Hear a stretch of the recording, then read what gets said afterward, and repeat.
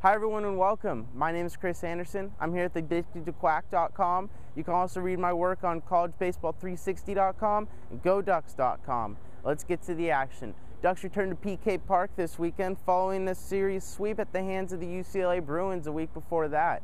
The Ducks bats, which got hot against Seattle during their two midweek games, continue that trend. On Saturday, the Ducks were able to escape with a 6-2 victory behind the arm of Tyler Anderson, and great battles at the plate from the Ducks all the way down the lineup. After that first game of the series, the Ducks had recorded a total of 44 hits in their previous 3 games. Let's see what Tyler Anderson had to say following the win.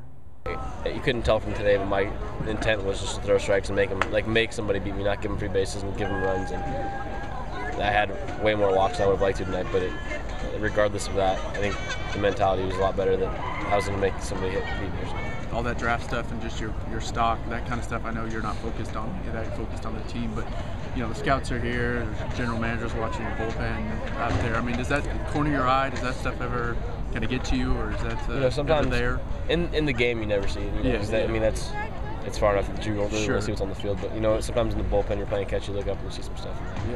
And I think that's the most important time for you to realize that that's not about them. And there shouldn't be anybody there, and it's about you and it's about the O, and it's for us and see what we can do together, and not just leave that stuff out of the way.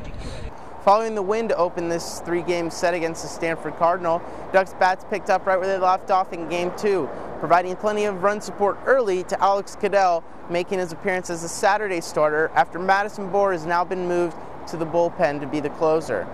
Ducks scored 2 runs in each of the first 3 innings and took an 8-1 lead into the 6th inning.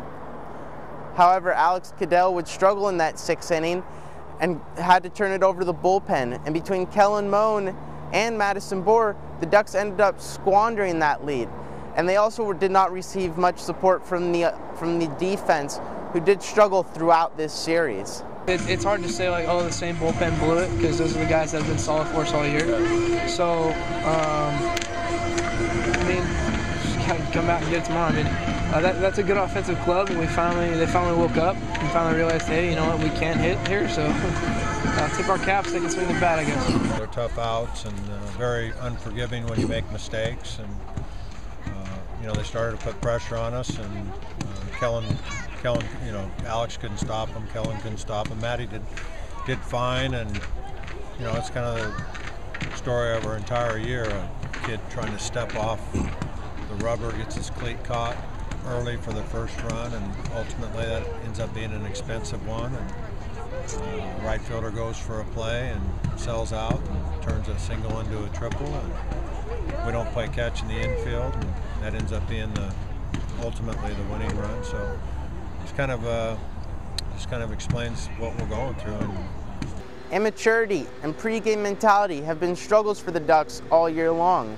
And following that Game 2 disappointing loss, it would have been easy for the Ducks to roll over in Game 3 of the set, and almost expected. But with Christian Jones on the mound making his first Pac-10 start of the year, Ducks were in a constant dogfight all game long.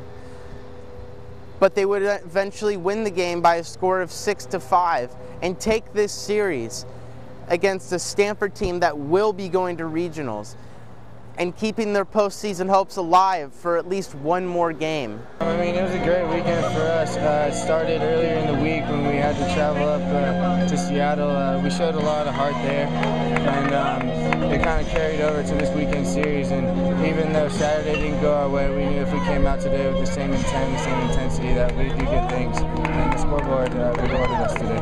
I think if we're going to be successful in these last 10 games, or 9 games, the bullpen's going to play a big part in that. I continue to answer those questions all year long, and I said maybe it'll show up later. Well, it showed up a little bit this weekend, and if we can keep improving on that and our starting pitching maintains what they're doing, I think we have a chance to run the table, and that's what it'll be. You're not going to just do that by scoring a bunch of runs, and although we have made progress offensively. With as schizophrenic as this Oregon Duck team has been this year, it would be illogical to believe that they could run the table. But with this recent turnaround in the offense, and Danny Pulfer and Ryan Healy both having home runs in this series, and having a little more insurance in the bullpen with Madison Bohr being moved to the closer role to relieve Scott McGuff, who has been shaky at best, I guess it could be possible. Ducks will play against the Gonzaga Bulldogs tomorrow here at PK Park, and they also face them again on Wednesday. Then the Ducks will travel north to play Washington State in a 3-game set this upcoming weekend. Then they will face Portland during the following week, and then the season will wrap up against number 2 Oregon State. For Addicted to Quack, I'm Kris Anderson.